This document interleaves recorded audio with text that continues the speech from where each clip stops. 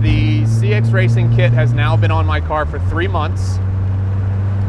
I estimate, because I don't really know, but I would estimate that I've probably put at least 1,000 miles though, because I do drive this car pretty much everywhere. I enjoy driving this car a lot now. I like it more than the 90. Well, that's not true, man. I mean, I like driving all three of the cars for completely different reasons. The 90 would not be near as much fun though if I didn't know that it looked really good and it didn't have the nice sound system in it that it does. After driving this or getting used to this with the extra power, I now realize that the Miata is just woefully underpowered. Yes, it's fun to throw around in corners and stuff like that. Yes, it's fun to be small and topless and, you know, do all that fun stuff, but there is just a next level of enjoyment when you have the extra power. And I'm getting very comfortable with the power. I'm not afraid to gun it around a corner or to slide out a little bit or to lose, you know, 15% control, because I know that the car is going to bring it right back. And this is on stock suspension that's probably dead and broken and old and shitty, 4 shitty tires that not a single one of them are the same brand. Oh my God, it is so painfully hot when you just sit here in traffic. I did get the ECU dialed in, the Mega Squirt dialed in to give me really good AFRs.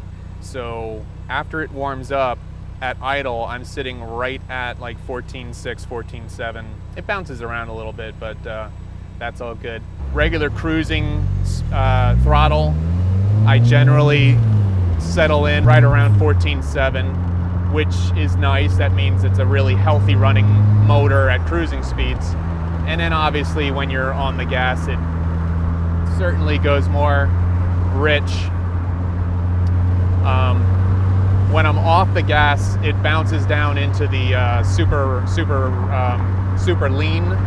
But I think that's okay, because if I'm not actually feeding it any throttle, I think it can go anywhere it wants. I don't think it actually matters so much.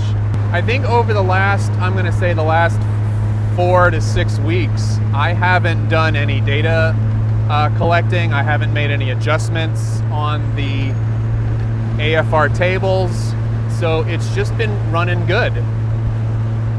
I feel like I'm in the wrong gear. Richard gear. No, that's just the crappy gear ratios of a 1.6. Oh, I do get a really healthy gurgle.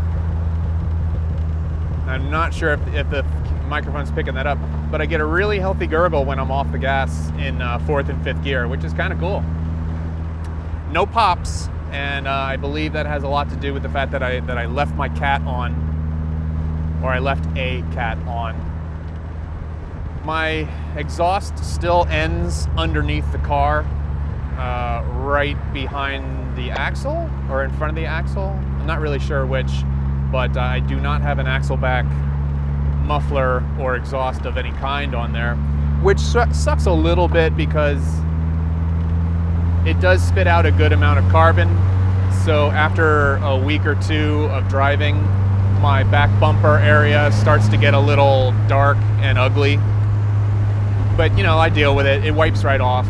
The exhaust I don't think is overly loud and obnoxious. The note is really nice. It's much deeper and throatier, I think, than my 90 certainly. I have heard some really bad things about the CX Racing kit. Chris Rudnick just put a CX Racing kit on his Unos Roadster, and I think within a week he had blown his turbo. Now, he had a completely different ECU setup. I believe he was running Mega Squirt, but he was also running two-step. He was blowing flames. He was popping all over the place. So he kind of set his up to eat itself, and it did. I have a little more of a conservative setup where I'm just running 10 pounds, and when it idles the way the car is supposed to, and you know, I've taken some time to dial in the AFR table and all that good stuff, the VE table.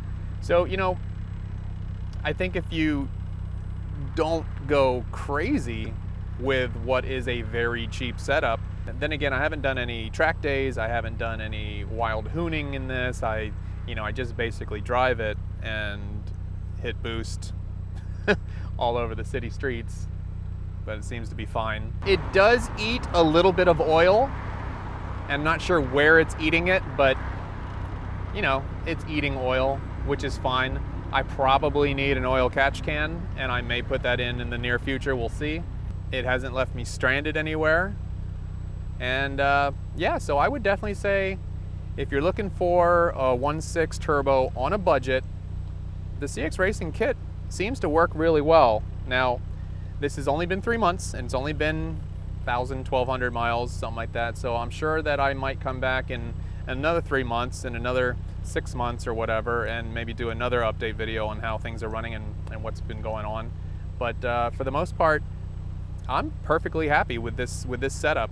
For an entire turbo kit, $1,000, and then the ECU is $1,000. I don't think you can beat this value.